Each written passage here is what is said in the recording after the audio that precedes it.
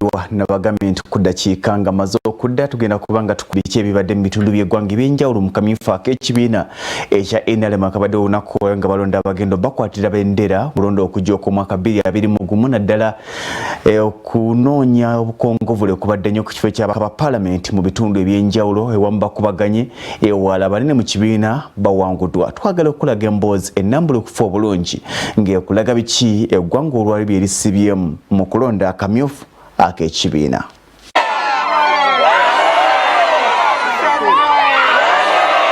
Okulonda okwakamyufu ka NRM okwetoloola eggwanga kutandikidde mu Ebbugumu leero ate awalala ng'Essembabule ne kuyimirizibwa olw'effujjo.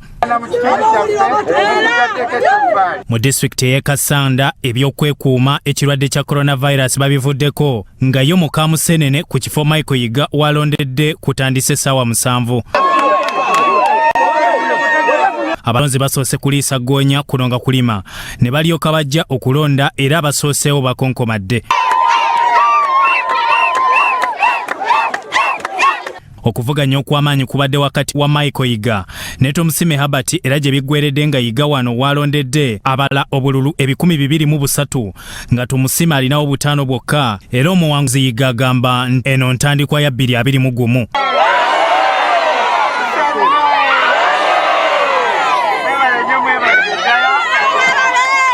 Bwe tuvudde Kasanda tusibidde Mityana ewa Minisita Judith Nabakoba ng'ekalangalo walondedde obululu akukumbye bukukumbe. Minisita Nabakoba atunka ne Debola Kyazike okutwala ekifo ky'omubaka omukyala wa disitulikiti y'e Mityana era eno talinze na bivannyuma. Kyazike n'ategeeza nti ajja ku Bwannamunigina Independent ng'eno alondedde Ssekanyonyi ng'agamba nti bingi ebitatambudde bulungi. Abange we bakaayanye abo bo ne bakubwa.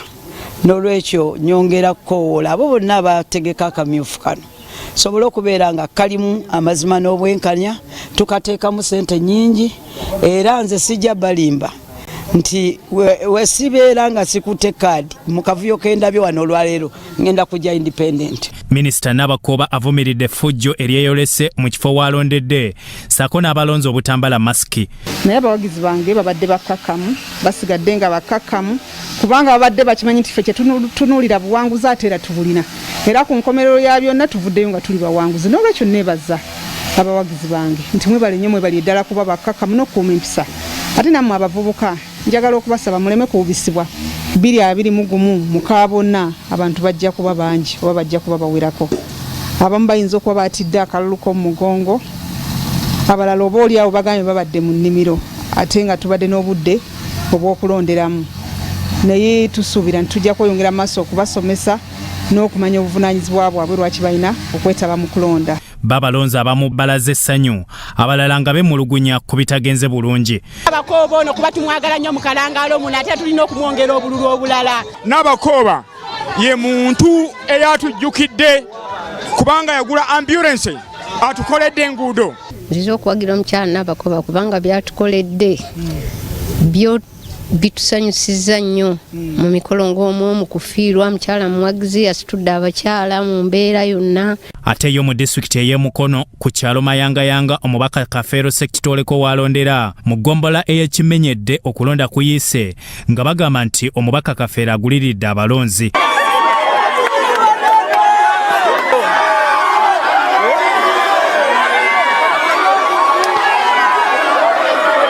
Lawrence Chugundu agamba nti ensimbi zigabiddwa era y'ensonga lwaki akalulu kayiise Sekitoleko kyasambazze.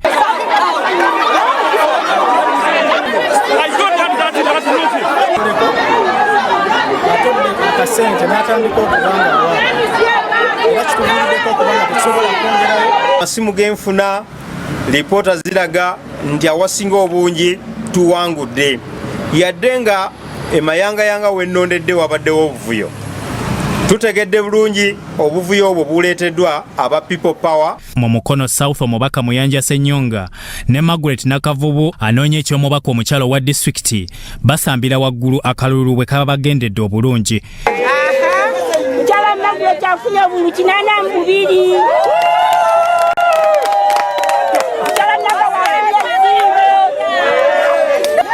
challenges zikyali nnyingi nnyo. Mbaddeko Seta Namuganga eyo babadde batandise okujjuza declaration form ku Mmundu. Minisita Kibuula atumye bakitaka era emmotoka bamaze okugikwata, RDC amaze okugimpoundinga.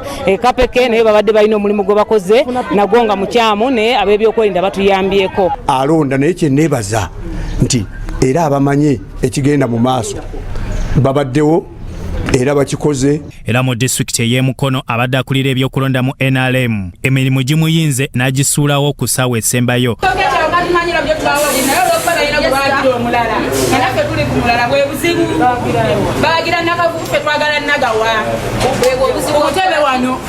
Gerard Mukisa awaliriziddwa okudduka emisinde nga Lubega Sserugga bw'annyonnyola ng'ono yakulira emirimu ku disitulikiti.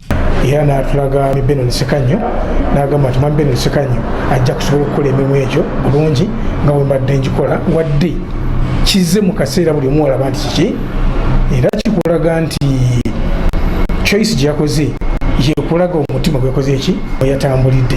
Emubende ebyokwerinda binywezeddwa mu bifo ebisinga ng'omuduumizi wa poliisi ahimbisibwe Julius Bwalambika n'abapoliisi mu buli gombolola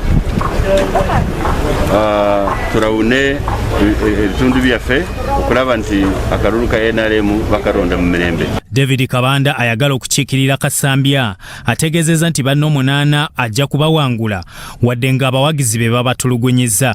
Bano beneesimbye nabo n'abawangudde dda bugenza okukya nga Mwoyo Mutukuvu anziseeko nanga nti wawangudde dda n'ebitundu ebyawaggulu ennyo.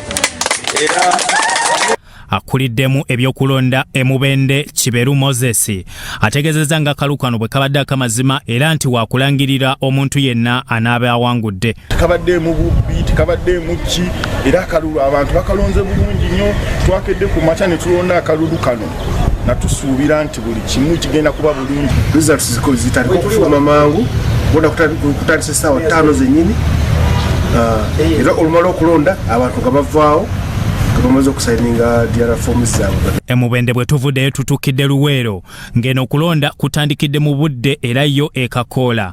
Mu bamunaanika Minisita John Kirizesto Muyingo asimbye olunyiriri yeelonde. Balaza obumu n'okwagala okw'ekimmemmette bonna wempise tewabaddeeyo ntalo gaze mbadde mpulya mu bitundu ebirala. Abantu olutegedde nti be bawagira baleebya kwe kutandika okujaganya ebidongo ne bisindogoma.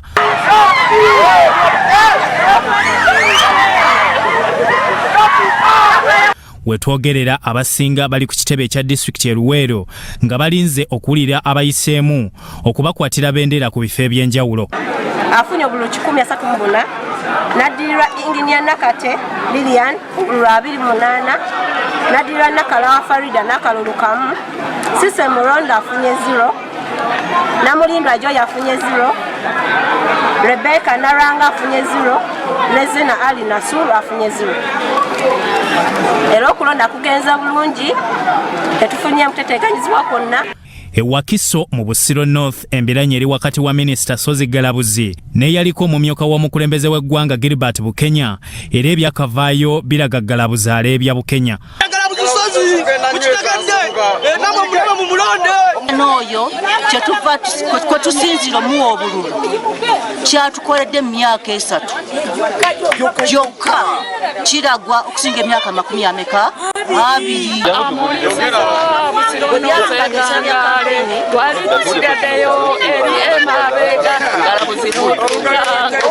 awasinga abawagizi ba Sozi bakira babinuka nga bwe balumya aba Bukenya era nga n'aba Bukenya baliko ebitundu bye beefuze. Esanyu Gilbert Bukenya yafa mugali babalema bonna nebugaba bulungi nnyo na buli mulema afuno. Omubaka Sozi agamba nti kakube Bukenya kalulu yevume ekyamujje mu luwummula olw'ebyobufuzi. Bakoledde era wanondika sisuubira nti awalala wonna wonna kigenda kukyuka okusinga ku kino kubanga ndoza gye mutambulidde yonna mulabye nti ekintu kitambudde bulungi. Ewakiso tuvuddeyo na nnyonyi ne tusuula Kasese era eno zibadde embirigo nga yo ebyokwerinda mu bifo ebisinga biragayizza ssaako n'obutafaayo ku biragiro ebyassibwawo okutangira coronavirus. Basentebe b'ebyalo eno babadde n'obuyinza bunene ku kusala wani alonda oba obutalonda kuba be bamanyi abantu baabwe ku byalo nga Tembo Isaac bw'alambika. So they had issues, that's why they have repeated the elections. So according to me and how I've observed the situation or the elections, one, social distance has not been maintained. We can see some people have masks and others don't have. So that is another problem that we have seen in these elections. Mu kifo ekya Mumbozi abantu begugunze okubakandaliriza mu kifo kino nga tebabalondesa nga tebife ebirala bamaze okulonda.